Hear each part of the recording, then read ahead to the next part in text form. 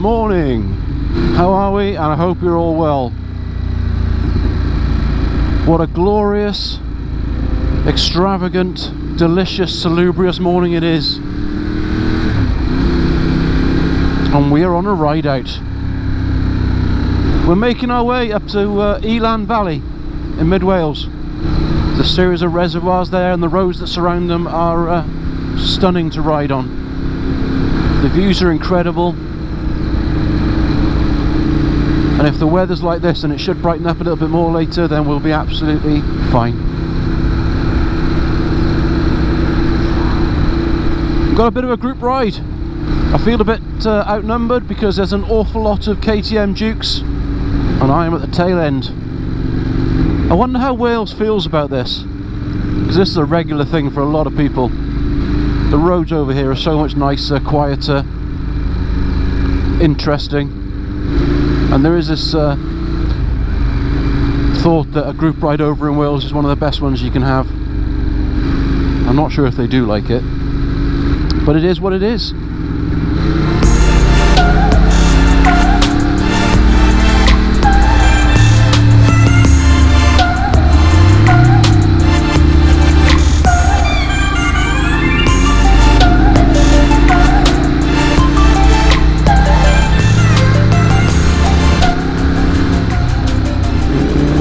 Okay, so I think I'll spend a bit of this time just talking about my bike and what it's like to ride it and live with it. I've had it a year now, and touch wood, I've had no issues with it.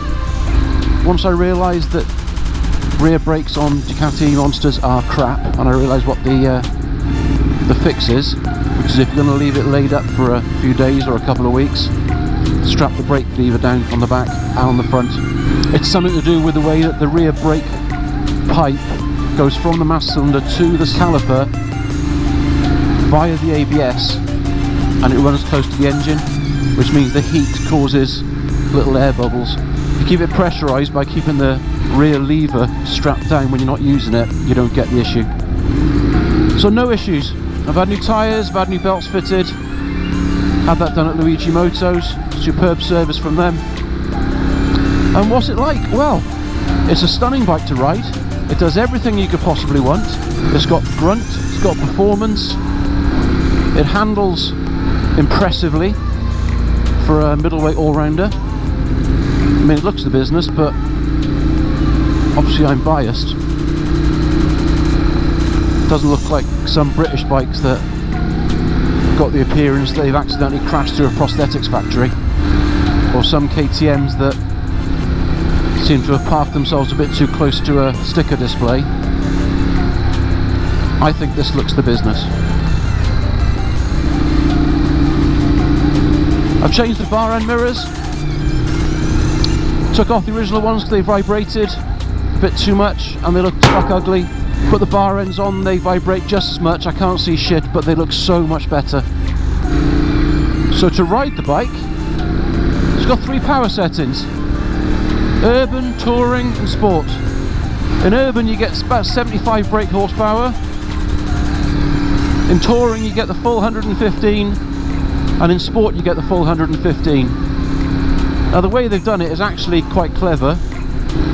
Instead of doing all sorts of wizardry to reduce the brake horsepower, what they do in urban is actually reduce the speed limiter to 8,000, because that remaining 50 brake horsepower comes in from 8,000 to 11,000. So by just changing the speed limiter position, or the rev limiter, what it does is restricts your brake horsepower performance. Nice and simple. And the difference between touring and sport is just the throttle response is a little bit less aggressive. Just going to concentrate here for a moment.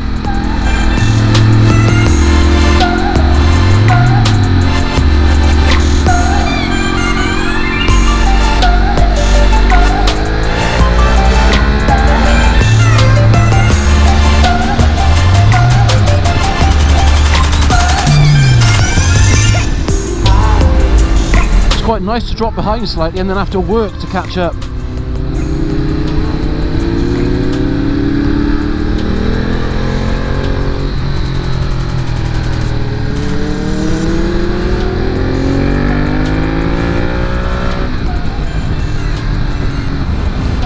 I mean, even in touring mode, which I'm in now, there is no shortage of grunt when you open the throttle up. Bit of a conversation going on amongst some guys about the difference between 4-cylinder bikes, inline 4s, V4s, V-twins, triples. I mean, I think triples, to be fair, is a compromise for the new Euro emissions regulations. A lot of cars are using triple engines now, triple cylinder engines, and it just gives you that, maintains a relative amount of performance but also reduces the emissions that you're producing. So I think twins have got the torque, the grunt, the noise, the sound, the feeling, the fucking vibrations through the bars, and your big fours have got the horsepower. They've got the speed, the top end, the smoothness, the ease of delivery. You know, on slightly more relaxed bikes, they've got the ease of gear change because it's smooth. Some V-twins, a bit like this one, most Ducatis have got a bit of an agricultural gear change. But that pulsing engine, which causes that, has its benefits as well. There's a very good reason why when the V-twins hit the World Superbike Series, they did so well and took everyone by surprise. And it's not only about the performance that the 916 and the 996 produced. A lot of it was down to the way the power is produced at the rear tyre. The pulse actually allows the tyres to cool more readily than a 4-cylinder bike. With a 4-cylinder bike, it's constant performance, constant revs, constant rotation. With a twin, that pulse actually allows the tyre to cool and grip very slightly in between every firing stroke. There you go, you see, this channel isn't shit, it's educational.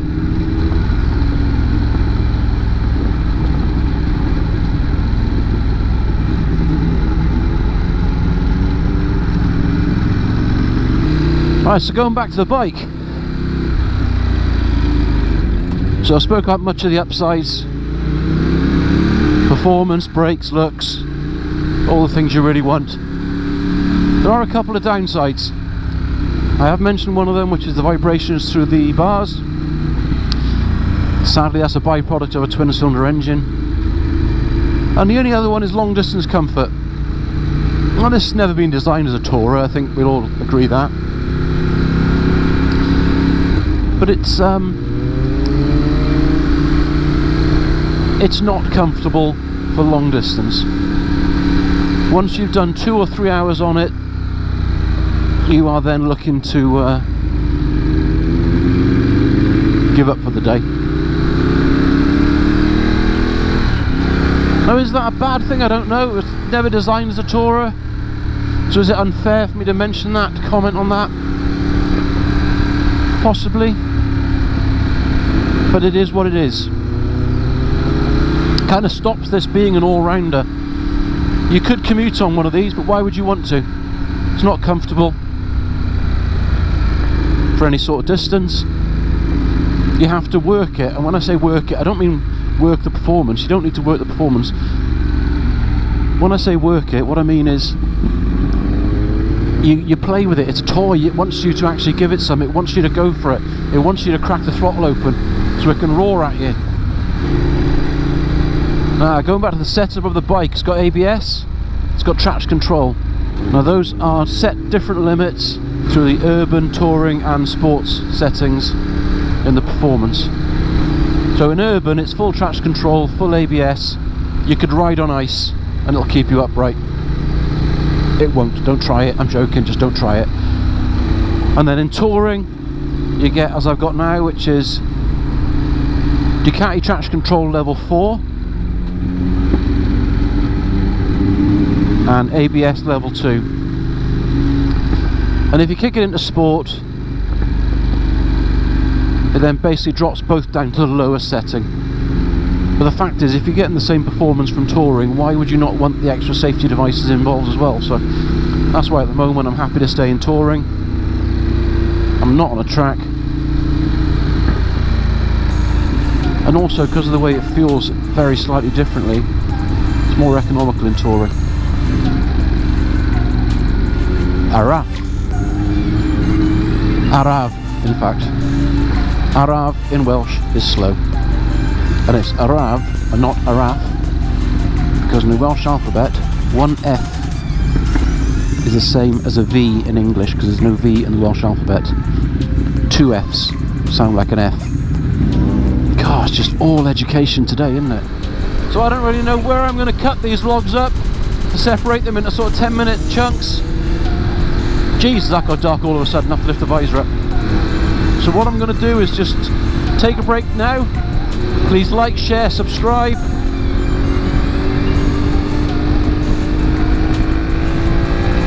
And I'll be back in a minute.